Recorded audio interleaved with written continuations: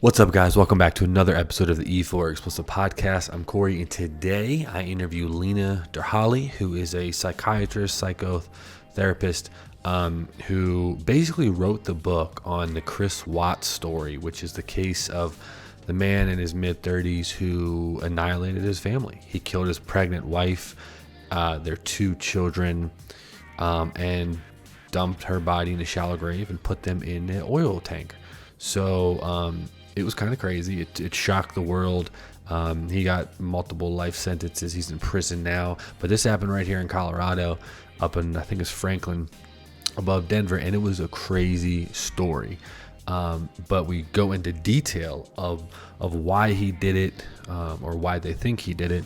The narcissism aspect of things, and then we really talk about this term of family annihilator. It's just someone who typically is a male in their mid-30s that do this around in August of the summer months, and they basically annihilate their family. Most of them kill themselves, so there's really no kind of data, but he's a rare case that didn't kill himself. But anyway, we bring up Scott Peterson because he was kind of like the OG family annihilator, I guess you could say. We talk a lot about mental health and how important it is to normalize it. And we cover both books, the first one on Chris Watts and the second one that comes out in May, which is called The Facebook Narcissist, which is so true. And a lot of you will be able to relate to this because we're so drawn into social media and we're on our phones 24/7. The impact that it has on your mental health is insane. Not to say you shouldn't have social media or you can't have it or to delete your accounts, but just be aware of what it's doing to you and to people around you. So like this video, subscribe to the channel, and hit that bell notification so you get notified every single time this phase comes on your screen, which is every Friday. So do that for me. And enjoy this episode of the E4 Explicit podcast with psychotherapist Lena Derhally. Peace out. This episode of the E4 Explicit podcast is brought to you by Bravo Concealment. Bravo Concealment is known for some of the best high quality and concealable holsters on the market. Located in the great state of Texas, they offer free shipping and unlimited lifetime warranty on all of their products, and a 30-day money-back guarantee if you don't like the product. I've been using Bravo Concealment for my gun holsters ever since I got into guns, and the quality is by far, bar none, the top notch in the entire industry that I've seen. And right now they're doing a buy one, get one free, plus free shipping, the 30-day money-back guarantee, and a lifetime warranty. On top of that, you, my friends, will get 10% off of any product, of any purchase on their website by using Explicit 10. Use the code Explicit10 and you'll get 10% off your entire purchase from BravoConcealment.com. What's up, guys? Today's episode of the E4 Explicit podcast is brought to you by Manscaped. They're the best in men's below-the-waist grooming champions of the world. Manscaped offers precision engineered tools for your family jewels. Manscaped just launched their 4th generation trimmer. This guy, the Lawnmower 4.0. You heard that right, the Lawnmower 4.0. It's got a flashlight. So join over 2 million men worldwide just like me that trust Manscaped and get an exclusive offer just for you. You're going to get 20% off plus worldwide free shipping. Use the code Explicit20 at manscaped.com. All right, guys. Well, welcome back to another episode of the E4 Explicit podcast. I'm Corey, and today we have Lena Derhally, who is many things, but I'm going to let her talk about who she is. So just Lena, tell me about yourself, your experience. You're a psychologist. Obviously, this is why I really want to talk to you, but you have a lot of other cool things about you. So just kind of let my audience know who you are. Who's Lena? Okay. We'll start. Yeah, I'm a licensed psychotherapist and I'm in private practice, and I am certified in something called Imago relationship therapy. So one of my specialties is working with relationships, singles, couples. I do some sex therapy too. You know, that's always an interesting topic. But that's actually one of the most common issues that people come to couples therapy for. So when I started working with couples, I realized, oh, there's so many more things that you need to do, to work with couples. So I do sex therapy. I'm trauma informed. I started my career doing end of life work and in oncology. So I also, have some grief and and loss that I work with that kind of stuff. Wow. And anxiety and general life transition. So I'm kind of all over the place with the therapy career. But recently I've transitioned also to a second career, which is an author. And I know we're going to talk about both books today, but the first book I had is kind of random when people hear about what I do. It's a true crime about the Chris Watts case out in Colorado, where Corey is right now. And it was a case, that shocked the world. It really was. It had an international cult following. So I was completely fascinated and very disturbed, like everybody else, which is sort of, how does this happen? It was really the most puzzling case that I've ever encountered in my lifetime. And so I set out to write a book exploring the psychology of it, really. At the end of the day, I mean, I tell the story because you have to know the details in order to then psychologically dissect what I think happened.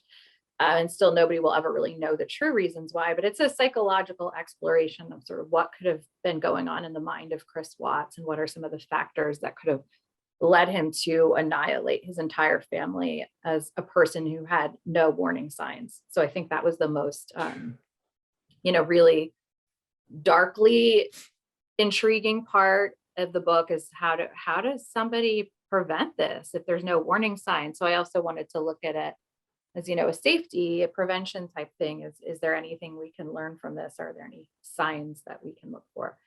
And then my clinical interests are narcissism. So that kind of bridges from the true crime to my second book. So, little sneak peek is that one of my potential speculations about Chris is some narcissism with him. I also am very interested in social media and how that impacts people's mental health. And so I have a book coming out in May, which is available for pre-order now. And it's called The Facebook Narcissist: How to Identify and Protect Yourself and Your Loved Ones from Social Media Narcissism. I still have to make sure I get that title right. But so that's going to be looking at how narcissism manifests on social media and how that impacts our mental health and our well-being, and what does that mean for our future and for children growing up with this. And it looks at everything from influencer and celebrity culture to everything from politics and race and all these social justice movements we're seeing online, to parenting, to addiction, cyber addictions, to trolls and cyber stalkers and cyber bullies. So there's so many correlations in the research with narcissism and kind of the worst things that we're seeing with social media and big tech. So that's the next book coming out. And other than that, Corey mentioned that I used to be a professional DJ in New York City. I still DJ, like the kid block parties. I have kids, so that's awesome. I'm not in the scene anymore.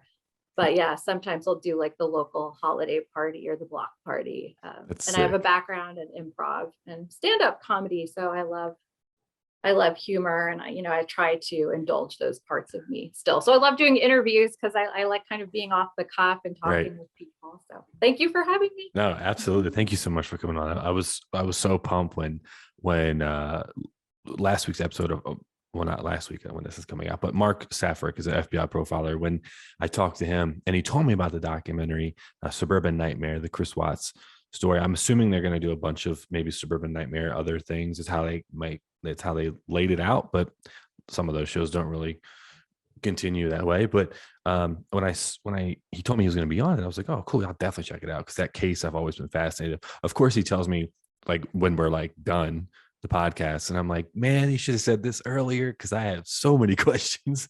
So I watched it and I was like, holy shit, I wish there was more, but it was kind of like open shut. It really wasn't that much. They could have gone further, like what we're about to do, as far as like the whys and the other things in hindsight, for sure. But when I watched it, I saw you, I don't even know, the two other ladies on there who were, all of you were amazing.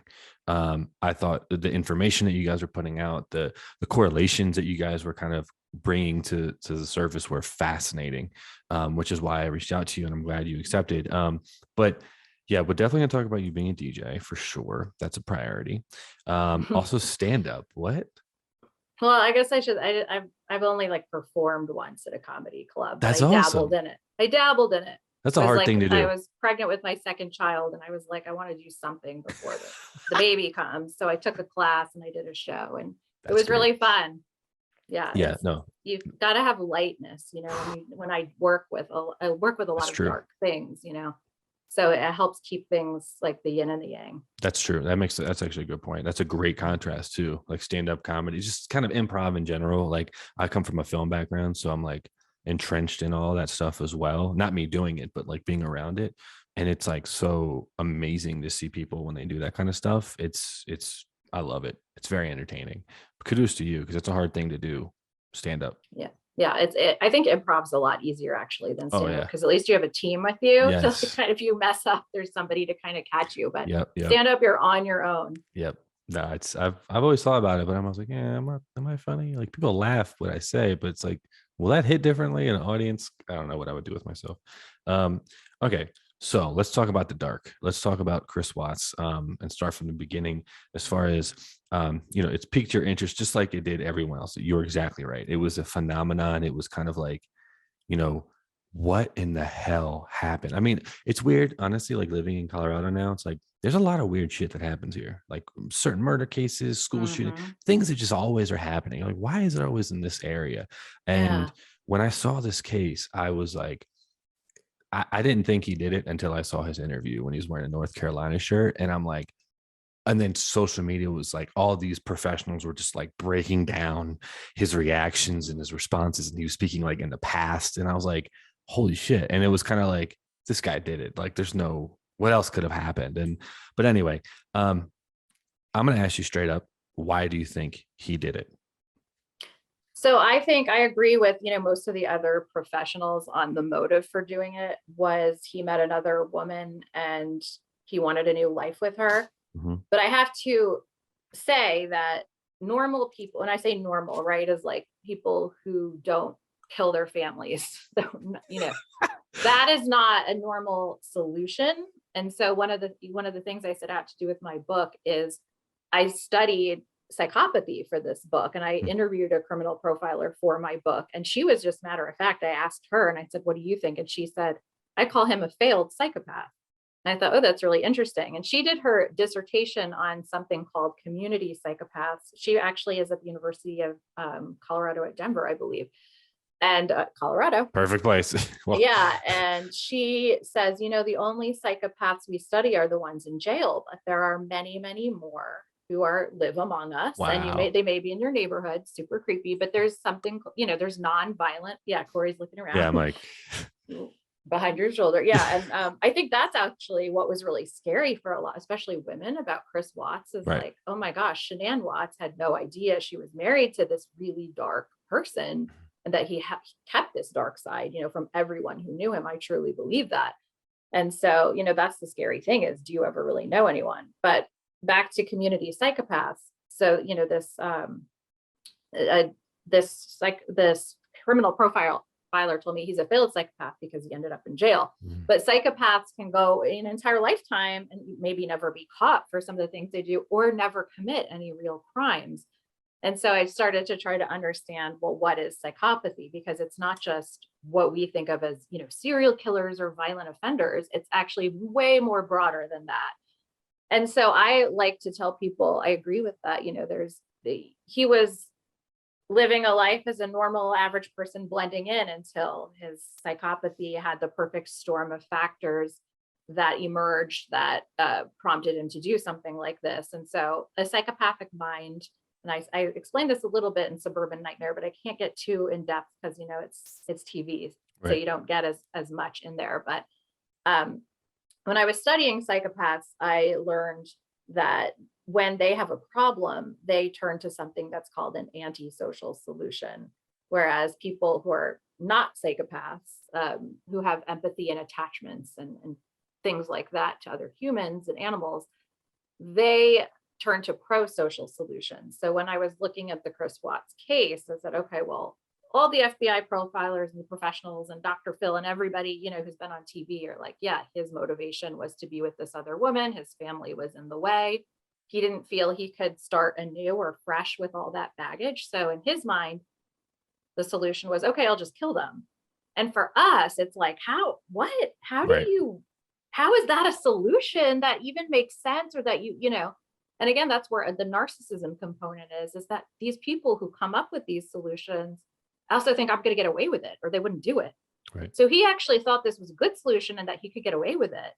And he was so overconfident. He made the stupidest mistakes. Anyone who's followed the case can track them all and say, oh my gosh, but it was also a premeditated thing. So I don't think it was premeditated for months, but days, potentially weeks. And Right. so, it's his wife, Shanann, by contrast, was looking for pro-social solutions when she started to feel very quickly that her marriage was deteriorating. She was, sending him self-help books. She was like, please, can we go to couples counseling?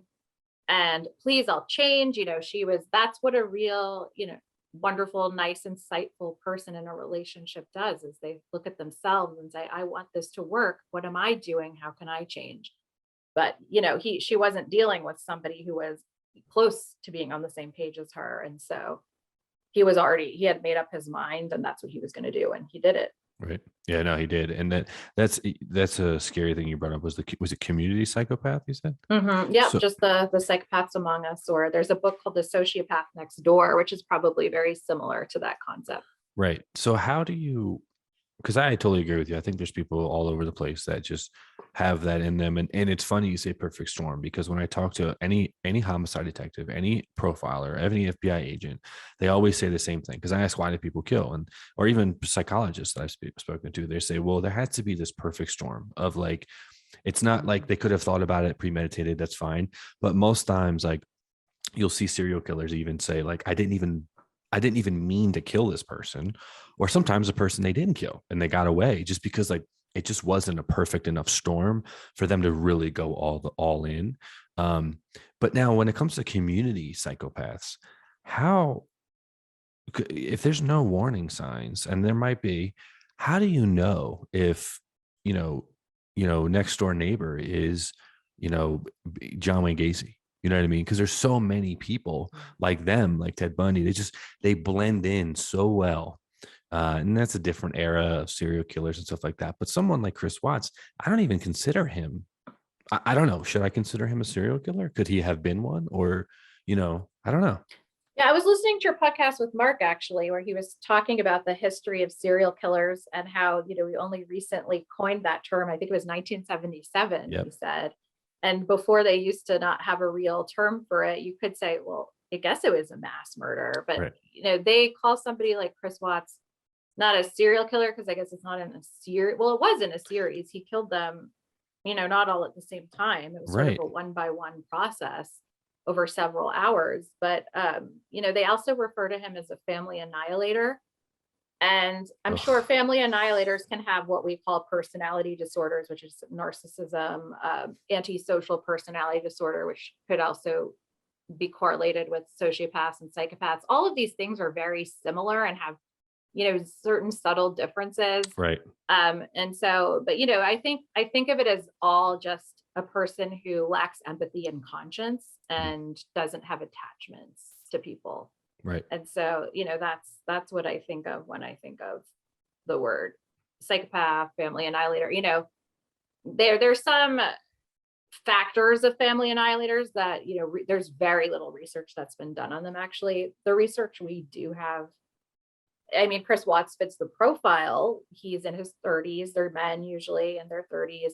They usually commit these crimes over the summer in August. That's when Chris Watts, killed his family. They have several different motivations, although the main motivation for family annihilators is usually not, an affair and wanting to move on. It can be serious mental illness and hallucinations and delusions, or could be financial failure when, the man feels like he's financially failed his family. There's several family annihilator cases where, they may have been in great debt and they didn't want the family to find out, or they had a lot of shame around not being able to provide. And there was probably, a mix of mental illness in there as well. Yep.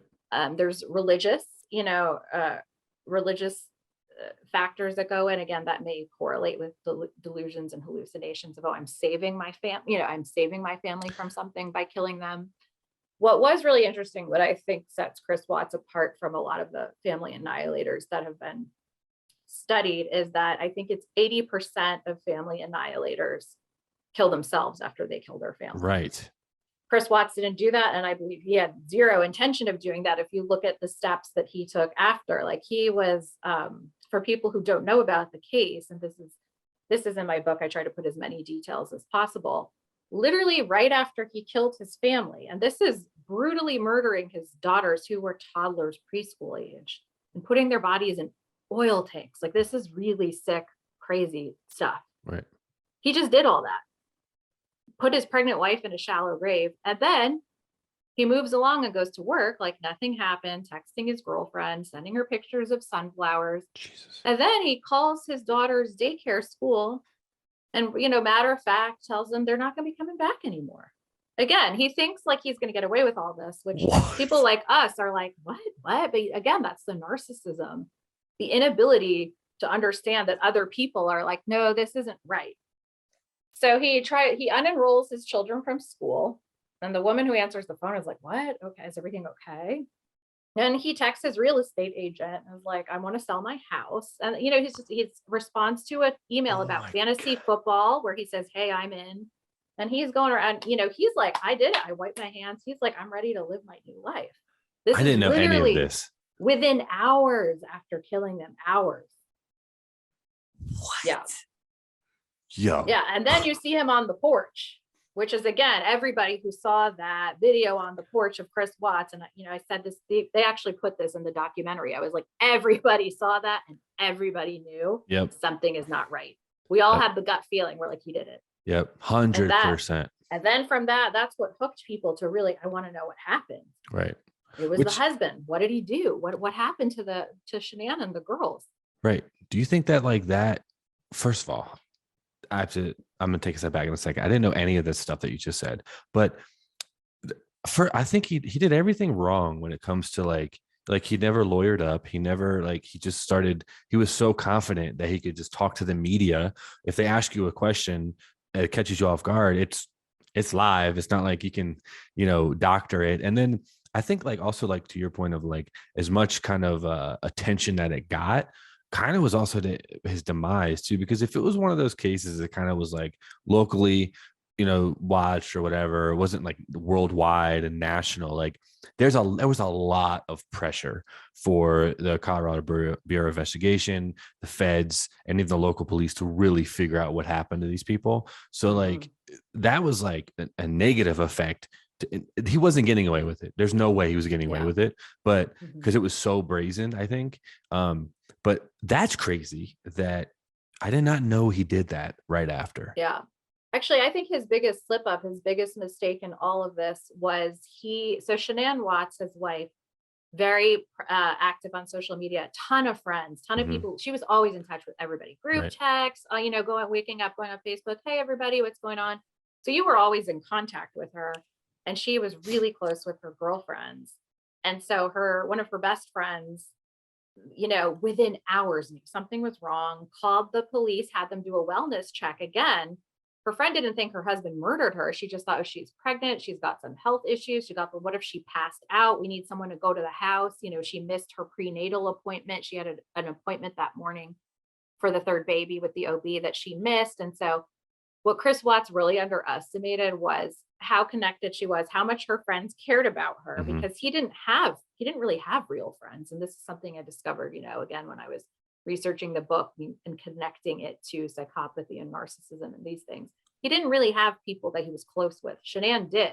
So he underestimated the ability of loved ones to be like, something's wrong. And so he didn't have time to clean up anything or, do what I think he was going to try to make it look like she ran off with the kids, but he didn't have time because he was at work. So the police were at his house before he got back from work, and they get in and they find her cell phone. They find the car is there with the car seats. They find her purse, her medication, her keys, her wallet, everything that somebody would take with them if they left the house in Colorado, as you know. Yes. Or you and I are from the DMV. We can walk to Giant, the supermarket. We can walk to CVS.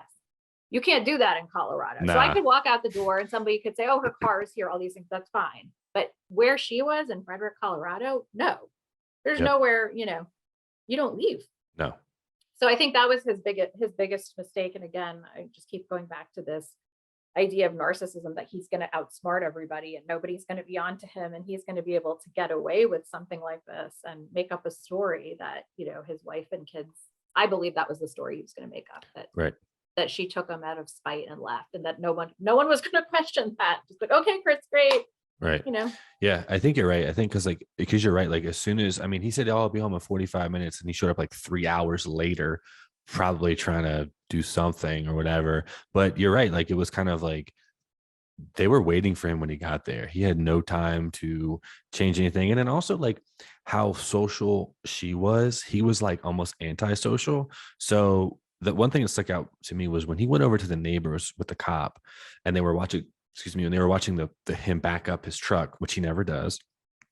The first thing the neighbor did when they left, told the cop, was like, something's up, because he's not this talkative. He's not this kind of like outgoing, like very talkative person. So it's like he didn't like, he is as premeditated as it kind of was. Like I agree with you. I don't think it was like months planning, maybe a couple weeks, if that, because it was very much like quick. And it just like happened. He knew this other woman he had been having an affair with this woman for maybe 6 weeks, right, 7 weeks max. So yeah, he didn't. And I think he said in some of his confessions, he's given multiple confessions where he's actually admitted to the premeditation. And in my book, I go into the evidence, even without his confession, that it was premeditated. And so, we have all this evidence, but definitely it was days or weeks. But I think he said that he at first, and again, we call him the unreliable narrator, because you can't really ever fully believe what he says. But one of his confessions to a woman who actually wrote, was visiting him in prison and wrote several books of letters from Christopher. But then I think I saw that. Yeah, she had to write another one. I forget what it's called. The Murders of Christopher Watts. So she had extracted several confessions from him, which I was able to use in my book, where he had said he had initially tried to put something in her drink to make her miscarry the baby. Jesus Christ. And when that didn't work, then it was sort of the idea of like, okay, I think I don't know if the original plan was to kill the children. It may have been, but I do know that after he failed to get her to miscarry, which was about 2 to 3 weeks before the murders, was when the plan was really set in motion in his head. Right. Wow, that's crazy. Okay, well, why? There's also another case that I've always been fascinated with, which I'll talk about in a little bit, with Scott Peterson. Oh yeah, that's the original for me. That's the OG Family Annihilator. Yeah. But I have an interesting anyway, I saw a new documentary and it kind of changed my perspective on him. But to your point, like go back to Chris Watts, is in the Family Annihilators. That was a term I heard a couple of years ago. It gives me chills every time I even hear it, because it's just like a terrifying saying. And Mark mentioned in the doc that they're extremely rare. And to your point, most of them kill themselves. I know there was a recent case in Mexico where a guy took his 2 kids and shot them with a spear gun and said that his wife had blood of lizard people because he was QAnon. Yeah, he's from Southern California and ran a surf school. Yeah. Yep. So, and he didn't kill himself and he's in prison. Right. But how rare is it? Like, as far as the Family Annihilators? I'm not sure in terms of statistics, but I know, again, just because we have so little research, there's like maybe, so few papers done on it. Like that's what we know about Family Annihilators, is like the themes are they're kill in August, they're males in their 30s, and there's 5 or 6 different motivations that they've pinpointed that may be underlying. But yes, that 80% of them kill themselves. But I think it's rare enough because parents are hardwired to the opposite of what Chris Watts did, right? And so again, the opposite, I'm a parent. So there was a part in my book that I explain where he is talking to investigators and he's telling them he knows something's kind of off with him. Like he's not a normal parent in the sense that his attachments to his children aren't really there. He doesn't say that in those words, but he gives a story about imagining, right, that he was at a grocery store and he loses his children there. I have a bunch of holsters from Bravo, and one of them is the inside the waistband holster. So this goes inside the waistband if you want to conceal carry. Also, swap it out here, outside the waistband. So this outside the waistband is actually like hella thin, and you can see kind of like how close to the body it can get. You could take this on the range. You can probably conceal this and comfortably do it with, you know, a hoodie over top or whatever. If you want to open carry, it's up to you. They also send out mag pouches, right? So you can throw in an extra mag. You're going to the range. You don't have to unload and reload every single time. You got a little hollow point moment. They come in handy if you're on the range, like I said, or if you're concealed carry and you're one of those people that are gotta have a lot of mags or whatever. You know, whatever your cup of tea is. They also send you these really cool pamphlets. They go into great details in these brochures of how to wear things properly, safety mechanisms, and all the features that all of these holsters have as well. So they really focus on educating their customers, which when it comes to guns, safety and education are number one. They don't have any left-handed holsters except for the Glock 19. I'm a lefty, but the right-handed holsters are so dope and they're so comfortable and concealable that I don't really give a shit. Just learn how to shoot with my right hand. And right now they're doing a buy one, get one free, plus free shipping, the 30-day money-back guarantee, and a lifetime warranty. On top of that, you, my friends, will get 10% off of any product, of any purchase on their website by using Explicit 10. Use the code Explicit 10 and you'll get 10% off your entire purchase from bravoconcealment.com. Imagine shaving with a sleek, well-designed, optimized trimmer that makes shaving time your favorite time. I'm one of the first people to use the Lawnmower 4.0 from Manscaped, and let me tell you, the craftsmanship on this goddamn thing is insane. It will chip away at all that down there. Trust me. I'm talking from personal experience. I use the lawnmower, get a little trim, and then I follow up with the ball deodorant. Let me tell you, if you like to go on hikes, if you like to just go outside and it's sweaty or it's hot out, Swamp Ass is non-existent. I could not go anywhere without the ball deodorant. I travel everywhere with it. It is a lifesaver, trust me. Manscaped engineered the ultimate groin and body trimmer by focusing on intelligent functionality and a grooming experience you'll never forget. The 4th generation trimmer also features a ceramic blade to reduce the risk of accidents. And thanks to their advanced skin-safe technology, I feel way more comfortable shaving my boys. The upgraded trimmer also includes an on and off switch that can engage a travel lock. It also gives you the ability to turn on and off the 4000K LED light so you can get a more precise shave. The Lawnmower 4.0 even allows you to cut through that hedge with more guard lengths with sizes 1 through 4. Oh yeah, hey, did I mention wireless charging? That's fucking crazy. The new wireless charging system uses electromagnetic induction, which allows the battery to last way longer than it used to. Man, listen up. If you've been using the same nut trimmer on your face, you've been doing it all wrong. I don't know about you, but I don't want to end up with pubes in my mouth. It's time to get your own ball hair and body trimmer with Manscaped and make me time the best time. And trust me, you'll enhance your confidence if you got some nice smooth boys down there. Get 20% off plus free shipping when you use the code Explicit20 at manscaped.com. Trust me, your balls will thank you. He says that a normal parent would panic. And he said, well, I wouldn't panic. I would just walk around calmly and look for them. And so I'm a parent, and every parent I know and every parent that I've talked to, we all say, you're at the playground or something and you lose sight of your kid for a second. Right. Your heart drop. I mean, it's the most terrifying. The panic sets in immediately. It's an instinct. So parents are hardwired to protect their children, not kill them. And so Chris, I think, knew, or he speculated like something's wrong. I don't want to think something's wrong with me. He also is very much cares what people think. He's very disturbed by the fact people think he's a monster. He's very much about his image, which I also talk about in my book, which is interesting because, again, I don't think we can pigeonhole people and say like this person's a psychopath, family, and narcissist, but I do see themes of all of those things in him without saying he's one or the other, but yeah, the narcissism piece there is narcissists really care what other people think about them and really go to great lengths to present an image to the world. And Chris Watts's image, which the title of my book is My Daddy is a Hero, the title of that was his image to the world. Right. And his daughter sang that song about him months before he killed her. And again, it's this really terrifying idea that psychopathic people wear a mask. And this is also what I learned in my research.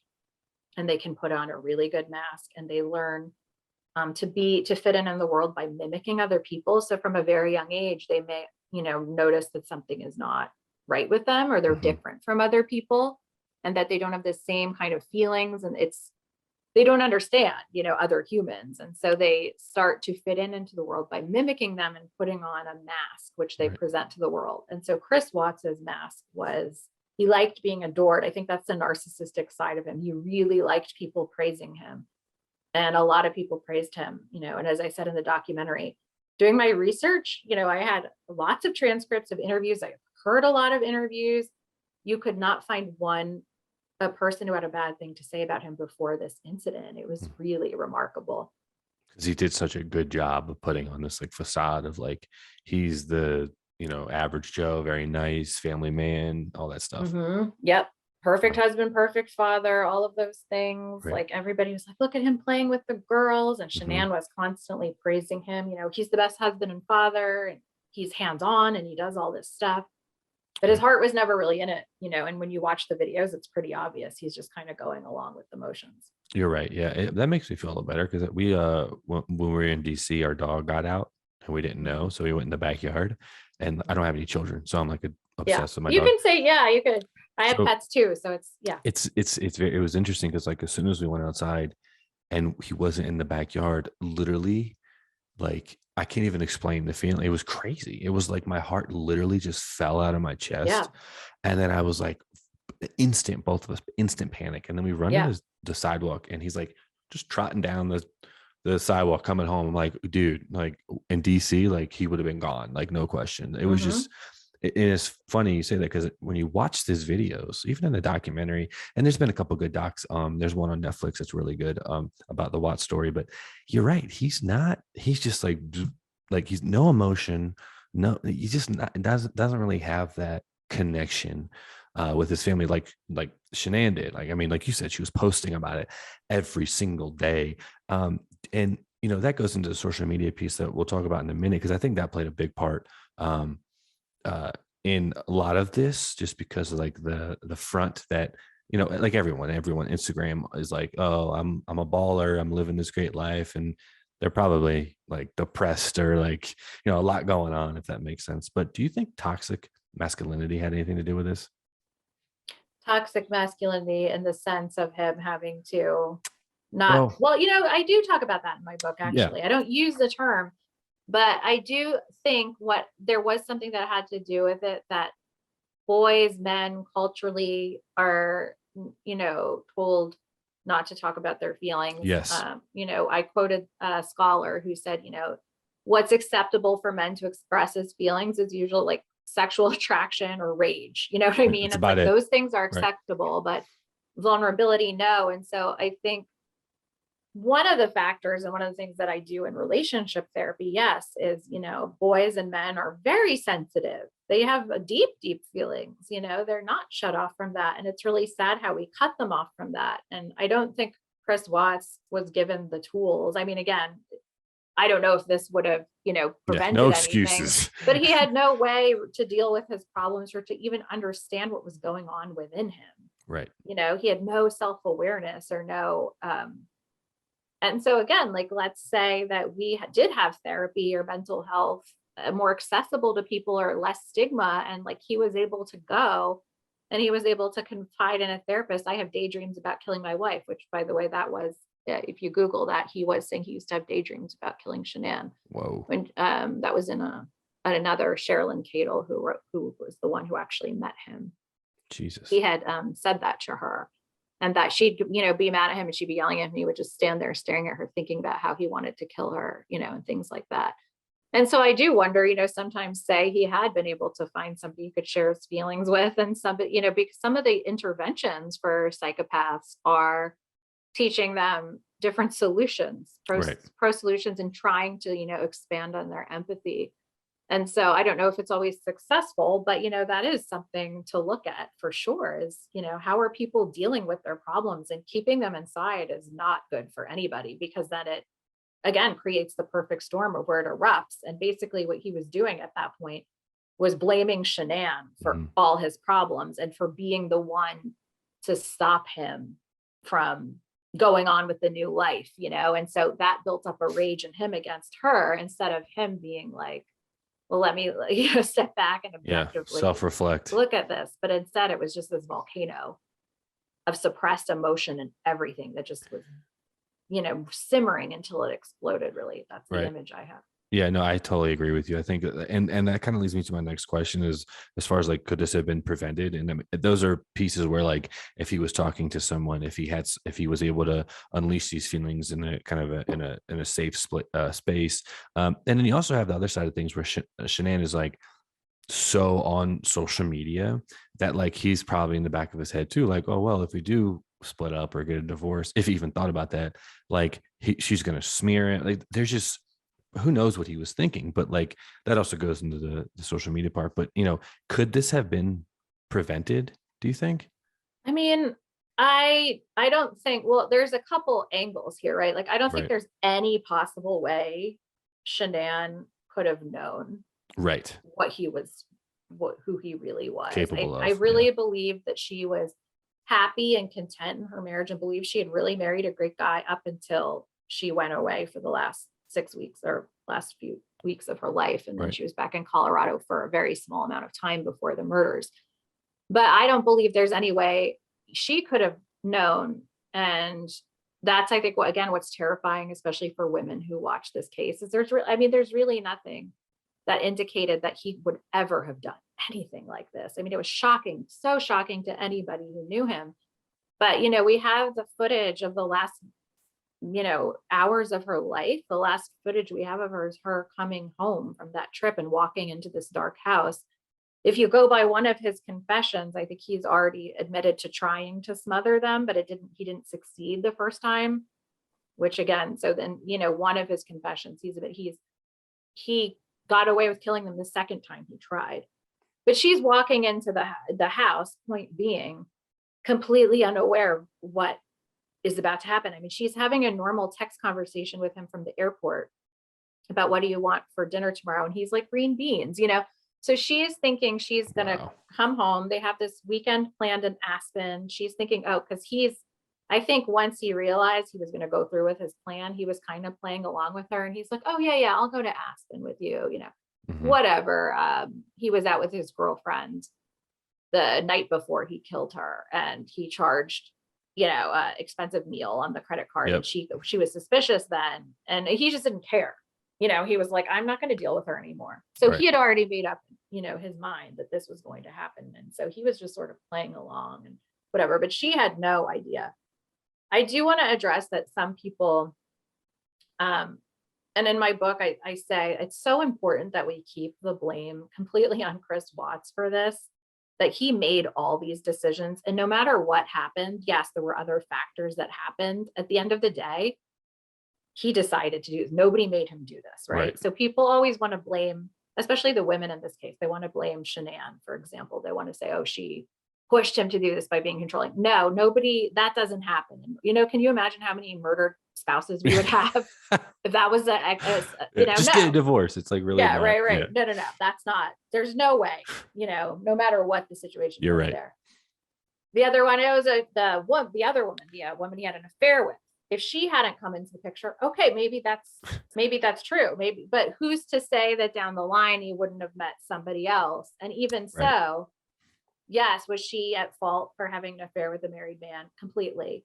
We have no evidence that she influenced him or manipulated him. I hear that from some people. Oh, she manipulated him. Right. I said, again, I don't care how much, was going on there. She did not make the decision to put her hands on those children And or tell him, strangle, right? or we just don't have any evidence, at Right. least, that some people I know really believe she was involved, and that's That's fine. what I've heard too. Yeah. I understand how people could think that. But again, if we're going very like by law, by what we know, and by like the procedures that we have in this country for, convicting people, thank God that we don't go on speculation. Right. Yeah. Thank Oh my God, God. You because, kidding me? again, that would be really bad. Right. Right. It's very, and so, yeah, evidence wise, that's what we have. So, or some people actually want to blame, first of all, it's his mother. How did she raise him? And, I don't want to put the blame on her either. Again, it's like, this is what he chose. Could it have been prevented if things had gone differently? You could also say, had she not gone to North Carolina for those 6 weeks, he never would have had the opportunity.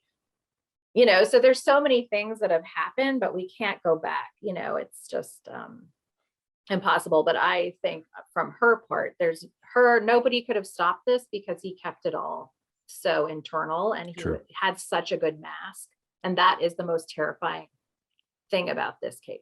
Yeah, I agree with you. The fact that like you could, I mean, even in hindsight, like knowing all the evidence, and to your point, like I've seen him do multiple confessions, and it's like, you're right. Like, it's just like when, like a Ted Bundy or these people, like they love talking about stuff. And I know when I interviewed Dave Reichert, who is the King County sheriff who caught the Green River killer at Gary Ridgway.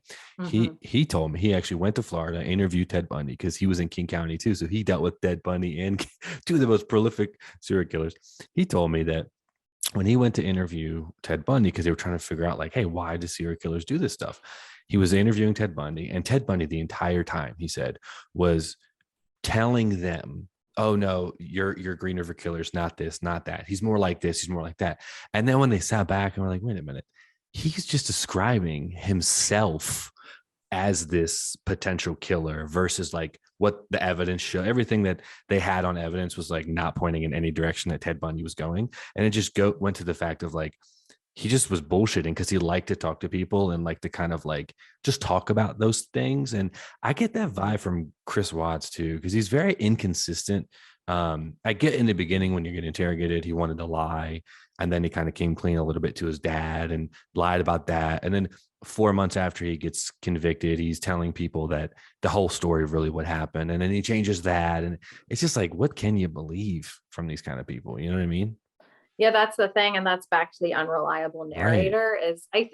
I mean, some of his details are just too detailed to, I believe a lot of his story, but you can't believe everything. And he also has changed his story multiple times. So who knows they're variations of the same thing, but who knows what really happened, right? Because he's like that. And now he's gone through a supposed religious conversion. And so he's this, man of God who is using that to think, oh, maybe I can get out and I'm going to do all this good and you'll see, but again, that's the narcissism piece coming out, as he thinks he's going to tell people I'm good now. And I'm, look at me. I'm saved. Yeah. I pray. Put me back out into the world. Yeah, no, I agree. I think that his case particularly is the narcissism is very obvious and is extremely high because like to my like when I see, and I know he's not a serial killer, but like when you see people like do stuff like that, they're kind of like Gacy,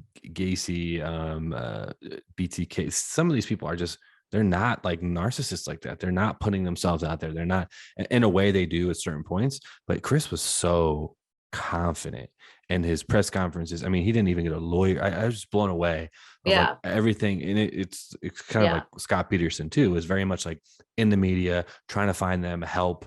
I'm here to help, blah, blah, blah, blah. And it was like doing so much damage. Do you see that a lot in the Family Annihilators where like they're so high, or is his case like very unique?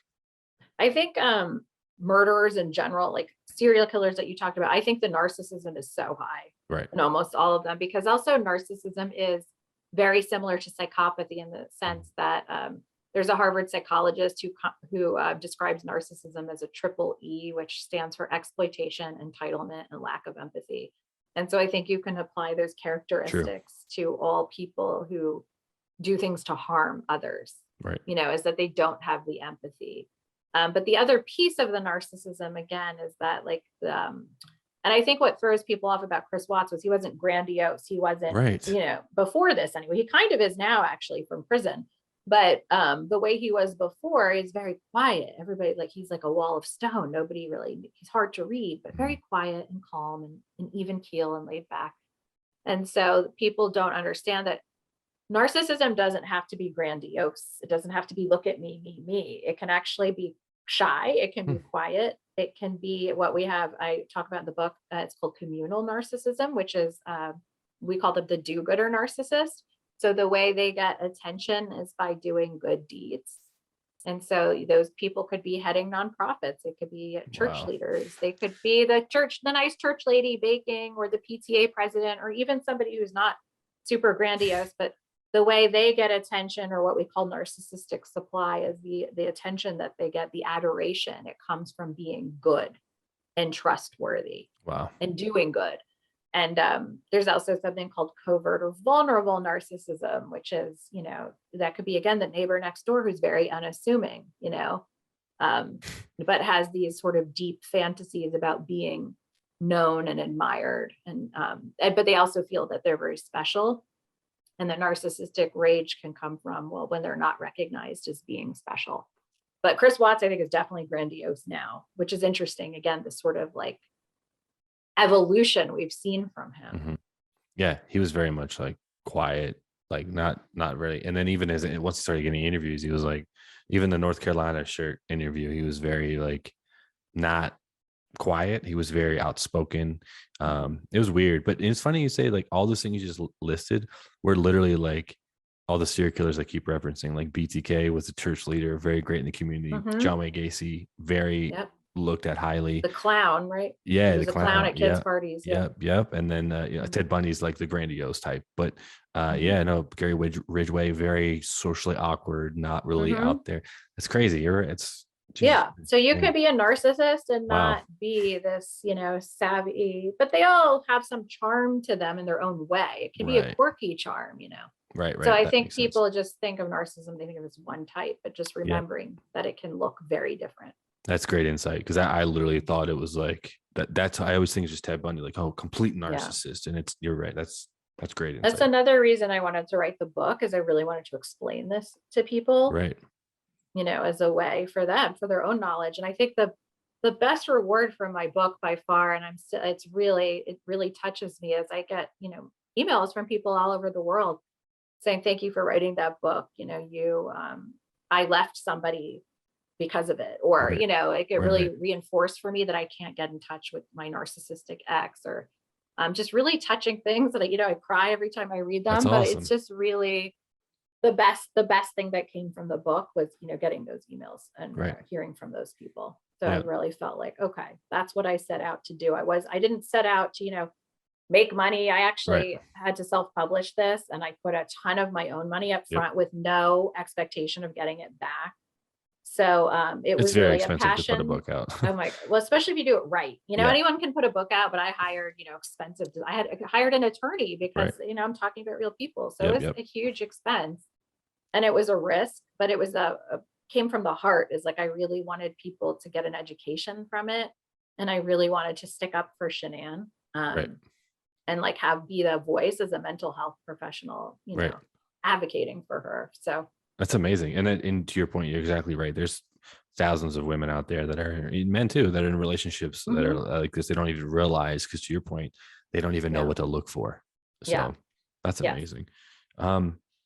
What role do you think social media plays? And this is kind of, we can segue into your new book and stuff like that. But what role do you think social media played in the case entirely, from Shanann posting a lot to it getting worldwide national attention, and kind of putting a magnifying glass on Frederick, Colorado, of being like, we got to figure this out and quick? Yeah. In terms of the motive, I actually think social media had very little to do with it. I think it was part of the resentment he may have had, but only after he met the new woman. Like, I think he was just sort of, I'm just going to go along with it. And he may have felt a certain way about it, but I think, once he met the new woman, and again, that's when he really villainized Shanann and kind of, made the new woman the can do no wrong and Shanann the total villain.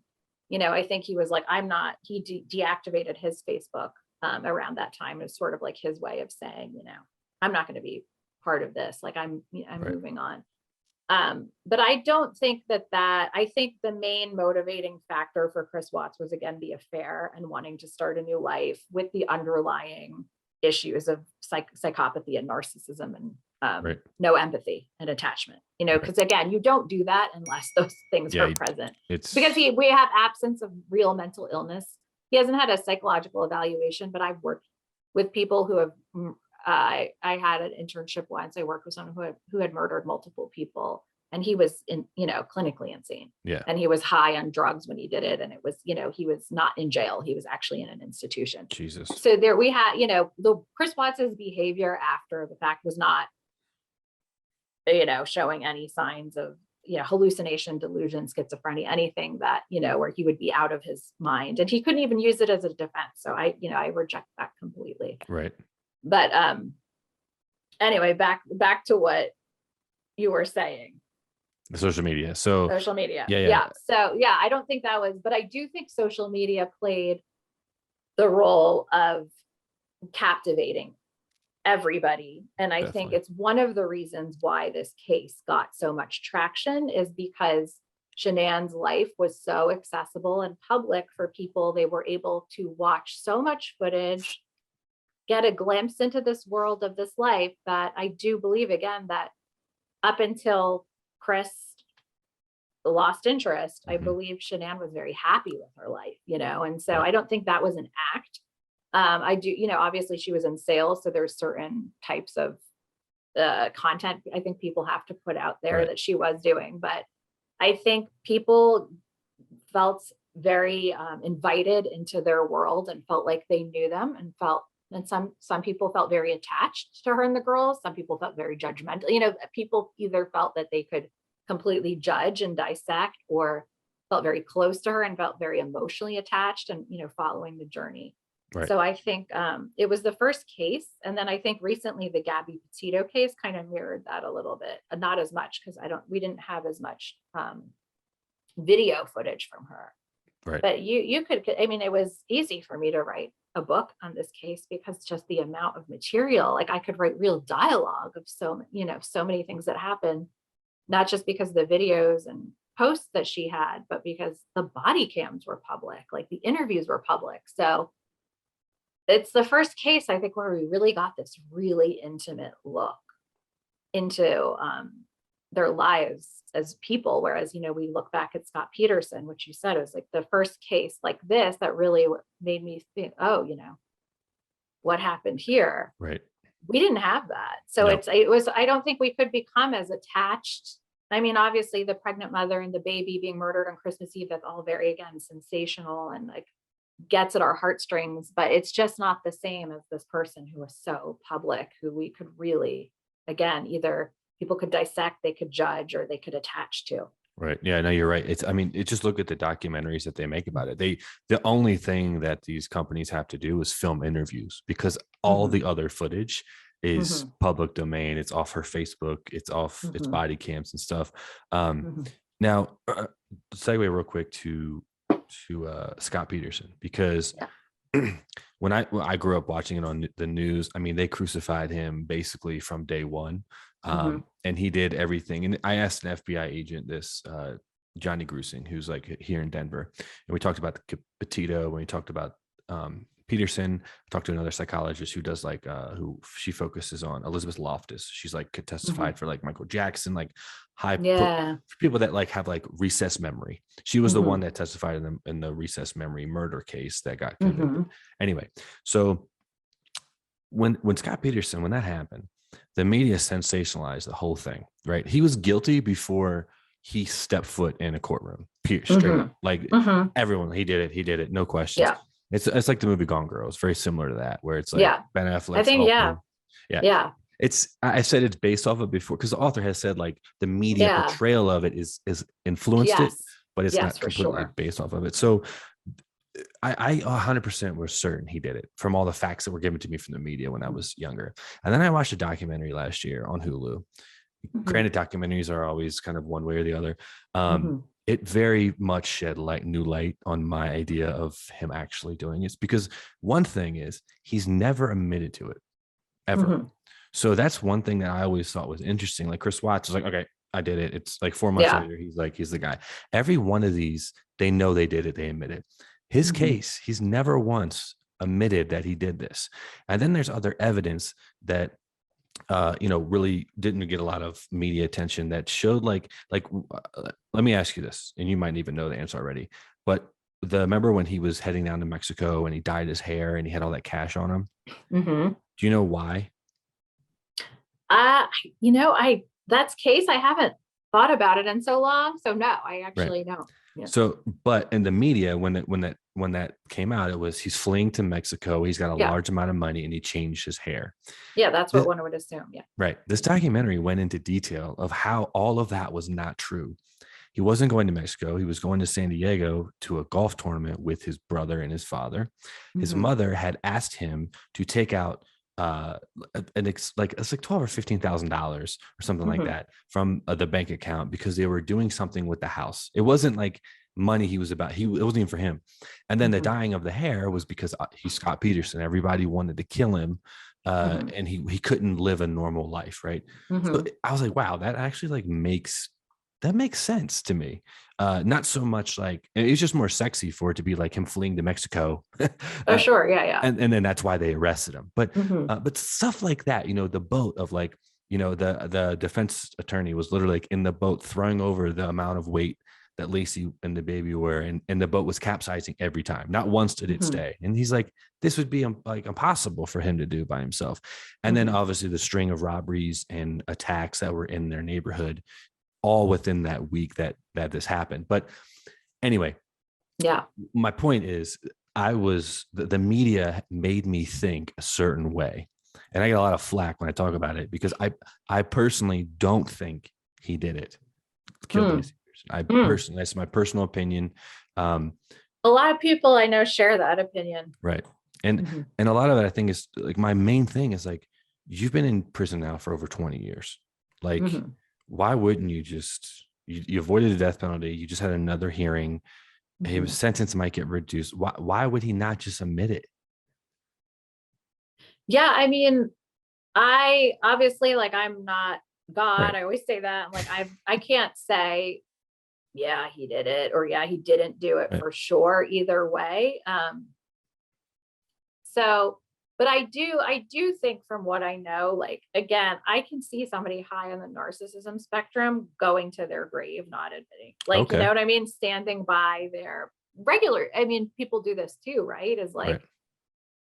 I'm not going to admit to something I know that I did, Okay. or I'm going to stick to this narrative, Right. again, because my image Okay. is this, right? Like, and I Yeah. care about what people think. So I could see, just being devil's advocate too, like, I could see also somebody, or believing, like Chris Watts, I don't even know what's going on. He's not very smart, right? Right. Right. Scott Peterson, I always thought, was much smarter than Chris Watts. Yeah. Um, Chris, I think his shtick is like, oh, I'll plead guilty and I'll escape the death penalty. And everything was stacked against Chris, though, Mhm. again, because he didn't have time to clean up. Right. The way he said, originally he said Shanann killed the girls and choked them, but Mhm. the autopsy revealed smothering. Like, there was just too many, discrepancies. Right. Right. So he was kind of backed into a corner. Scott can still keep up because he's had many retrials, right? Mhm. And so I think he can still hold on to the hope that he can be proven innocent. Again, maybe he is, I don't know. Right. But I can see, him sticking to that narrative, because if he admits he did it, then it really is all over. You know what I mean? Sure. Sure. Like this light at the end of the tunnel. He's Like, been on okay. death row. Yeah. Yeah. And now he's off, and he got off of it Right. because Exactly. his Exactly. So, retrial. I mean, there's motive and incentive to stick to that story, I guess, Right. is what I'm saying. Yeah, that makes sense. That's a great point. Because in the correlation to Gabby Petito thing is, a lot of people were like, what's his brand? What was his name? Brian Laundrie. Brian Long. Yeah. Mhm. He basically, because like Scott Peterson didn't lawyer up. He was in the media every day. He was trying to finally, he involved himself, which a lot of people say, like, killers will do that. They'll involve themselves in the case. But then, like, everyone was like, well, where's Brian? Like, why isn't he doing this? It's like, well, they lawyered up. He went away. Granted, it was like a fugazi, like he ended up killing himself or whatever happened. Right. But like, that's really what you would do, is you should go get a lawyer if you really are innocent, even if you aren't guilty, like go do those things. And it is sketchier. It is more like, hey, why are you doing all these things if you're not guilty? But you look at a case like Scott Peterson, it's like, well, I didn't do, well, not him, but like the movie Gone Girl, for example, like Ben Affleck didn't do those things. He just was guilty of having an affair, but the media made it like, well, if you don't do these things, then you're guilty. But then if you go get a lawyer, you're also guilty. It's like a lose-lose. Right. And any defense attorney, my best friend is one. So any defense attorney will advise their client not to speak at whatever cause. You know what I mean? That's the advice that's given by a defense. That's what they go to law school and think. Exactly. There's like rule number one. There's a procedure, right? Yeah. And again, even when she was watching that case, I mean, she eventually believed Brian was totally guilty, but she was like, yeah, I mean, that's what you do. Right. And that's his right. And, to lawyer up and then to not speak. And is it frustrating for, again, my God, the poor family? Yes. And everybody, especially the family who's just wanting answers, especially before she was found. I mean, the pain and the agony they must have gone through, but yeah, that is the procedure. Right. Is that when that happens, if you're a suspect, you get a lawyer to protect you, and then hopefully if our process goes as the way it's supposed to, the truth will prevail and the jury and a judge will make the right decision. And we'll have, again, going back to your podcast with Mark, I think we've come so far with our criminal detection skills, because of maybe social media actually exposes stuff now too, they catch criminals with social media, patterns and seeing what they're doing. And, they have that, you have DNA, you have technology. Like you're saying, you take digital photos now, before you just have the regular camera with film.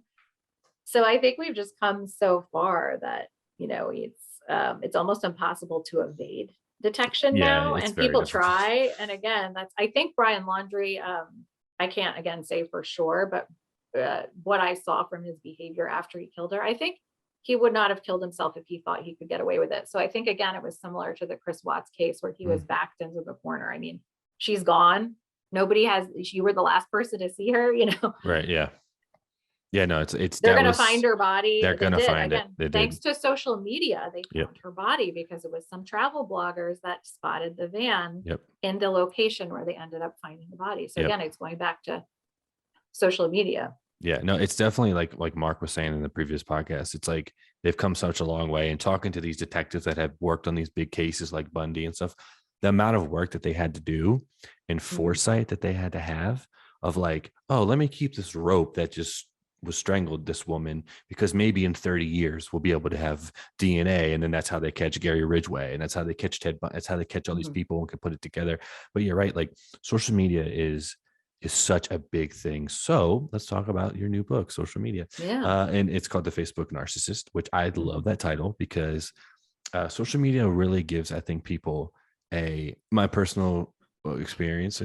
I'm guilty of this sometimes too, where I want to put on sometimes like a little facade, a little bit of like what's going on. And maybe that's not really 100% really what's happening, right? I think everyone is guilty of this, but can you talk about that a little bit?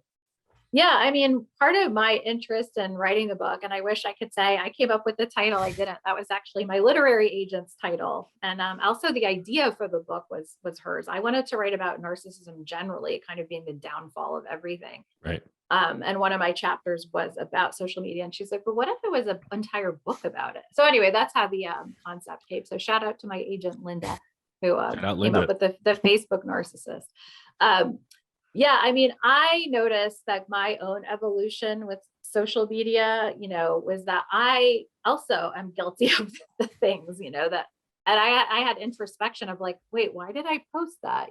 What was that really for? Who is that for? And so I think it's very seductive, and it's this book is not to shame people at all. It's also sort of like asking people to look at their own, not just how other people's posting is impacting them, but like what are they trying to accomplish, and not in a judgmental way, but it's like often we're seeking validation and we're not aware of it. And so we're just posting and then we're sort of getting this shallow validation from it. Right. But yeah, there's also just so many things about privacy now, being so connected. And one of my chapters is on relationship ruptures, because now we're seeing in real time relationships being destroyed due to social Oh, media. And so I have, a case in my book, because I interviewed a lot of people. Most are off the record, but then I have some narcissism experts in it and stuff. But the stories I hear from people is like they've changed how they've viewed other people in their family and their friendships because of how they've acted on social media or what they've posted. And so it's been really, it's really depressing if you think about it. And so I had found too, when I'm not on social media, when I don't have, I used to have like 700 friends on Facebook. I don't have a Facebook. I have a friend who runs an author page for me, but like I'm not on a personal Facebook level. I'm like 700 friends. Why do 700 friends need to see my baby? They don't care. Right? It's like my parents care about my kid, maybe some really close friends, but it was like, I'm sharing this with 700 people who don't really care about me. And also I'm seeing things from people, and it is changing my perception of them a bit. I'm getting annoyed by some of it. And I was like, you know what? I like people better when I don't have their social media profiles, or I like people better when I'm not on the neighborhood listserv, even like you're on a listserv and it's like, oh my gosh. And also just being bombarded with people's, opinions all the time. And so sort of like, what is this? And now everybody also thinking, because I have this platform, I can say whatever I want, right? Or I can be a star, and again, the problematic, I see some problematic stuff with like influencer culture or the wellness industry, or the, some of the multi-level marketing things and exploitation of vulnerable people, or also kids. One of the research I had from my new book is that they interviewed parents of these kids in the UK. I think they're between ages of like 7 and 13. And they're like, what do you want to be when you grow up? And I think over half said YouTuber or social media influencer. And those are two different categories. And then third was like either doctor or veterinarian or something like that. And so that's fine, like, but I'm not there. Again, there's no necessarily judgment about that, but it's also, we have this unrealistic view that like life is supposed to be like the Kardashians, or it's like keeping up with the Joneses, or that like that's going to make you happy and fulfilled. And it's really just like becoming more and more about vanity. And we're even seeing like people's values are changing. One of the women I interviewed for my book talked about these diaries of girls throughout the years. And like, the diaries now are like about Botox or fillers or like how they look. Whereas before there was more of an emphasis on values and being a good person. So it's also like, what is this oversaturation of filtering and posturing and putting performative stuff? Not only does it make people feel bad or compare themselves to others, but it's taking us away from what really matters, I think, which is the opposite of narcissism, which is like connection and attachment and empathy. Right. No, and not this like, look at me, Right. You're like, there's a lot to unpack what you just said, because like I feel like everybody listening or watching has definitely experienced this, whether it's them themselves or like you said, like there's people that I've grown up with that I always looked up my whole life to. And now I see them, I'm like, oh, that's really how you feel. Like, I don't align, whether I align with it or not. I just kind of like, I'm always snoozing people on Facebook. I have over 2,000 friends.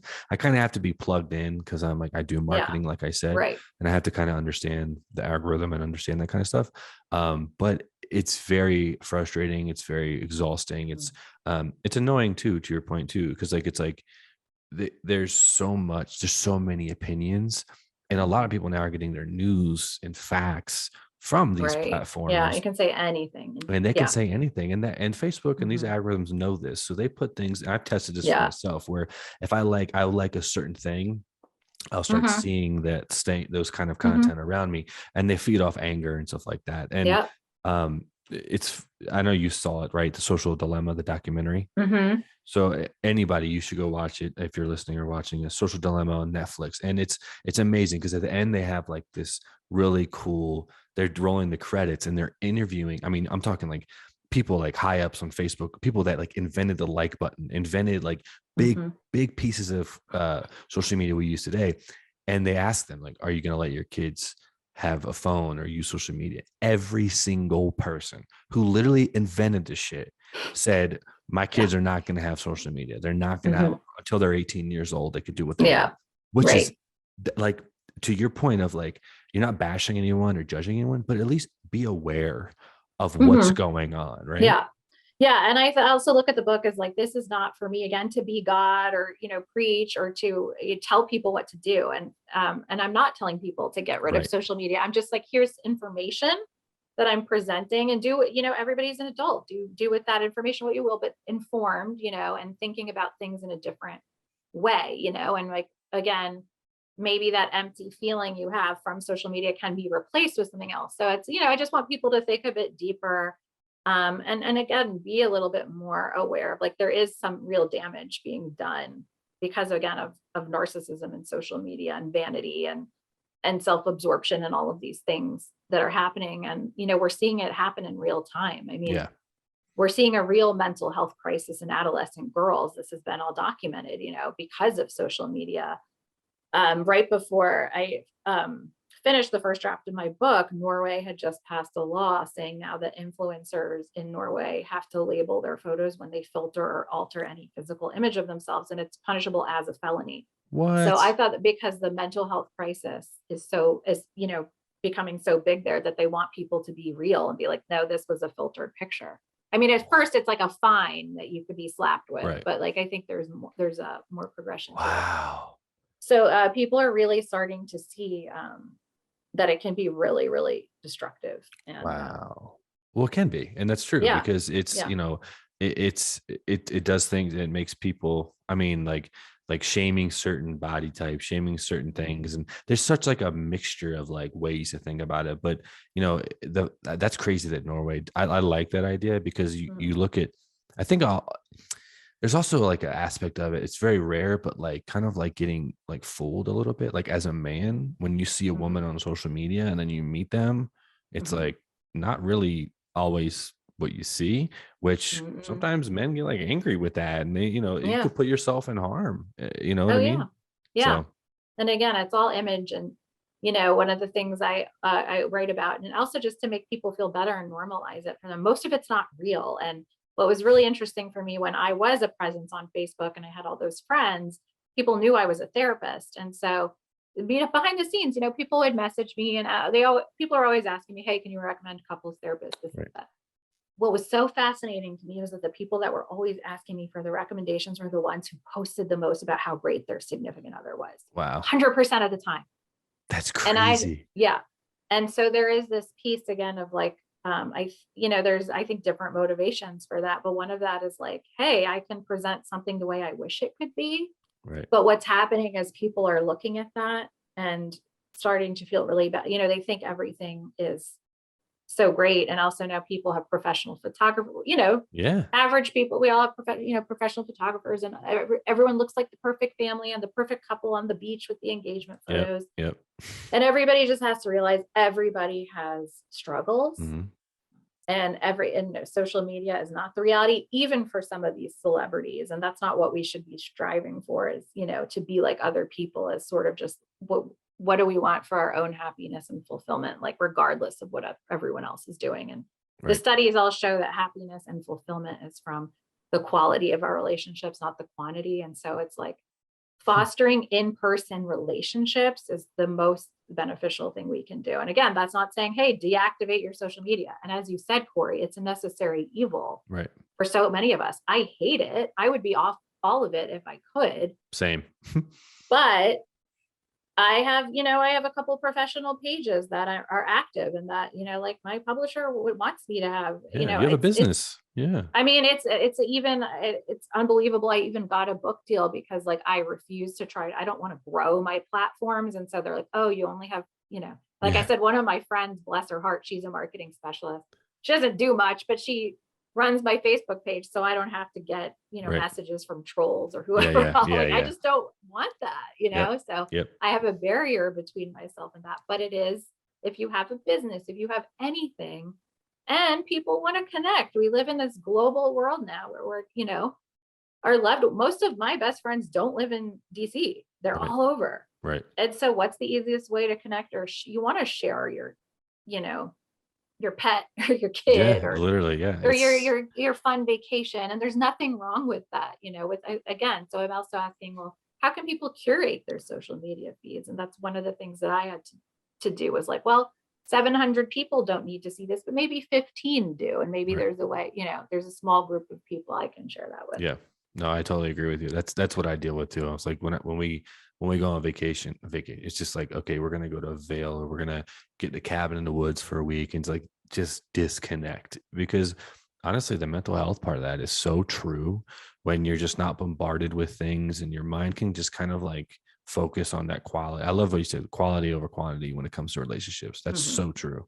Yeah. And there is research behind that too. Right. It's really like most people don't even have a lot of good friends, and that's okay. But if you have like, 2 or 3 really quality people in your life Mm-hmm. who you can go to when, the chips are down and nothing's right in the world, like that's what matters at the end of the day. And that's also, I back that up working in end of life palliative care oncology. Right. Nobody at the end of the day, when you reflect back on your life, when you're dying, like all that matters is the people that were with you. 100%. And people's regrets are like, oh, I didn't apologize to that person. Right. I get a little emotional, even talking about that, but it's like, those are the things that really, really matter when it's all said and done. It's true. You look Realness. at it like and also like our news cycle. And I mean, look what happens when someone does die, or there's a mass shooting, or there's something crazy or tragic. It's okay. You've hearted it, you've shared it, maybe you've commented, and then 24 hours later, it's on to the next. If you don't think people aren't doing that to stuff that you're posting, I think you're mistaken. Not you, people in general. Yeah. Yes. So yeah, that's it. Crazy. So that's a little bit of a summary. Yeah, that's a summary of the book. It comes out in May, right? May 31st. Yes, and available for pre-order everywhere books are sold. So awesome. If anybody would like to pre-order, so since you're on social media, or barely on social media, you're on social media enough. Where can people find you, Lena?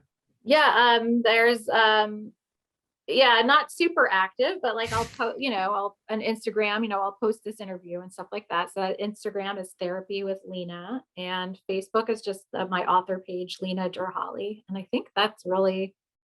I think I'm on LinkedIn, yes. but I don't, not super active on that either, but yeah, you can definitely, and then there's my website for more information, lenaderhally.com. Yep. So I'm going to put all that obviously in the comments below. And Lena, thank you so much for coming on. Thank you, Corey. I really appreciate it. This is one of my favorite interviews. Thank you. Awesome. Yeah. This was really a nice discussion and really easy. So thank you for having me. Don't you have a podcast? Yeah. It's a psychology podcast. Sessions with Bob and Lena. It's with my a male colleague, and we just talk about everything that comes up in therapy. And it's supposed to sort of be like free therapy for people. So we talk about all different anxiety, trauma, relationships. I love that. That's awesome. We interview a lot of people too. So it's not really just us, but we interview different experts in different niches. So I saw you had quite a bit of, I'm starting to get blown out. The light's starting to come through. So I'm like starting to disappear into the whiteness.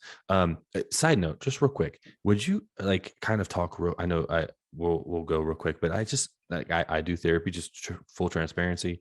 I think it's very important. And it's always been like you go to a shrink, it's kind of been like this like thing, this negative connotation. Can you maybe just say 1 or 2 things about like how important it is? Not that everybody needs it or should go to it, but maybe some words of advice. No, I would love to. It's so important. Thank you for bringing that up. Sure. And also that's awesome for you to be vulnerable. I think that's the most important thing, is when people can say that and to normalize it. And therapists, like, to become a therapist, I have to go to therapy to do that, because like I can't be a good therapist unless I know what it's like to be in the other person's chair. But I will say, I'll tell a personal story actually, since we're talking about vulnerability. I did not want to be a couples therapist, but when I finished my grad school, I had, you have to get supervision and licensure and all these things. And my boss who hired me was at the Imago Center in DC, where they do this type of couples therapy. And he's like, we'll supervise you, you'll have your practice and everything, but like, you have to get certified in this. So I was like, kicking and screaming. And I was a newlywed. My husband and I had just got married. And we were in the honeymoon phase of our relationship. It was a whirlwind romance. It was very exciting. It was, I think, and so one of the things that we had to do, or I had to do, is we have a couples workshop. It's 2 full days. So it's like 22 hours in 2 days, intensive workshop group. And my husband's very introverted. He's the opposite of me. He wears the same thing every day. He's like Steve Jobs in a black t-shirt. He's a tech guy. Right. We're just the most opposite people on the outside. And he does not. And we're both actually from the Middle East, and culturally Middle East therapy is a huge stigma. Right. I was born and raised here. He was not. So even more so, like, he really grew up with it. Like, yeah. And I was like, hey, if I get certified, there's this couples workshop I have to go to, and you kind of have to come with me. And he was like, no, right. There's people there. Like, I'm not going to talk about this problems. Is forbidden. So I went back to my boss. I'm like, I gotta bring I can't convince him. And he's like, well, tell him, you go into dyads, you don't have to speak in front of the group if you don't want to, blah, blah, blah, blah. And, so I went in there all cocky. Our relationship is good. We don't need this. Like, everything's great. And then we went, and it was, to be honest, one of the most transformative things I've ever done. There was so much crying, like even just thinking about it, how much it helped my marriage, and we've had to go through things like everybody else. Just like, yep. For children bring issues into a marriage. My mother-in-law has dementia. I mean, and she's really far away. There's so many things. I've had some real bad health scares that he's had to, go through with me, and all of these, there's so many things we've been through that are hard. And we had that foundation because of that couples workshop, and I'm so grateful to it every day. And I tell a lot of, not the couples that I work with, like, and individuals, come when there's nothing wrong. Because the saddest thing for me is that I had a couple come in, and they had kids, and they said, we wish we had come to you 10 years earlier, because it was too far gone at that point. There was too many, like, they couldn't work through it. There was too much resentment. And so that is, to your point, Corey, is like, nothing has to be wrong to go. There's a lot of education and skills you can get that's preventative. Right. And just everybody needs somebody to talk to. Like somebody I saw today, she's one of those people who just pushes through. Oh, people have it worse than me. And I said to her, you've had so many traumas over these past 2 years. Like, it's okay for you to have a space to talk about yourself. 100%. That you couldn't be more right. Obviously, you do it every day, so and I'm not, obviously I have no background in that, but you're right. Yeah. And I grew up, I kind of like almost on that borderline of like the last kind of generation that was kind of like, just deal with it. Okay, put some, rub some dirt on your, your boo-boo, and don't cry, don't talk about it. So it's always been difficult for me when I was like having to realize it. But I have a great partner that's like, she's very much in tune with herself and understands it, and was able to kind of explain things in a different way. And like, I love it. It's the best thing I could ever done. And you're right. It's not like, and I'm thinking like, oh, nothing's really wrong. Everything's going well. I'm successful. I have a great job. My podcast is doing well. Like I'm doing things, but there are things that you just don't even realize that you will find in those situations when you're talking to somebody. Exactly. And it's not indulgent, and everybody deserves a space to talk about themselves and to process things. So I think 100%. It's great. So thank you. Thank you for asking that question. And thank you for sharing that. I think it's important. Thank you for giving a little bit, personal experience and some words of wisdom. Because I think a lot of people, definitely a lot of my listeners, because a lot of them are like high level males that just don't think, like a lot of my friends, it's funny. I go like on Mondays and like my group text with all my buddies, and I have those like 5 or 7 guys that I've known for like my entire life. They're like my best friends, which is kind of rare nowadays. It's amazing. Yeah. But to your point earlier, like having those people to really lean on. And it's funny because some of them are like, I'll text and I'll be like, hey, they're like, what are you doing? I'm like, I just left therapy. They're like, physical therapy? I'm like, no, mental therapy. And they're like, what? I'm like, yeah. I was like, dude, self-care, man. Like it's important. And it's like, I'm 33. As you get older, the less you focus on that, I think the more damage you'll do to yourself personally. Yeah. But you are a very self-aware person. So thank you. Keep doing what you're doing. And that's awesome. Well, that's good. Well, Lena, thank you so much again for coming on. I really appreciate it. Thank you so much. This was really great. It was. And that's another episode for the E4 Explicit podcast. And we'll see you next time.